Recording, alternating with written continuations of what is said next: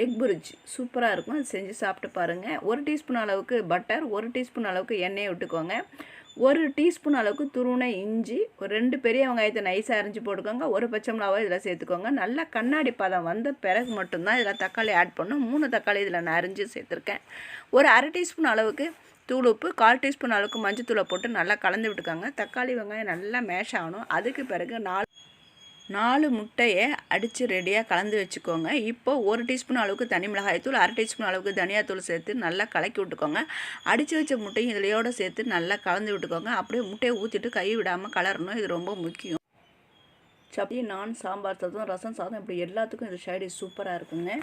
இப்போ இது நல்லா நம்ம கலந்து விட்ட பிறகு நல்லா ஒன்று சேர வானலில் ஒட்டாமல் வருது பாருங்கள். பொல பொலன்னு வரும். அந்த உங்கள்கிட்ட இருந்தால் வெங்காயத்தலை எடுத்து சர்வ் பண்ணும்போது கார்னிஷ்காக யூஸ் பண்ணலாம். இல்லைனாலும் பரவாயில்ல. இந்த டிஷ்ஷு சூப்பராக இருக்கும்.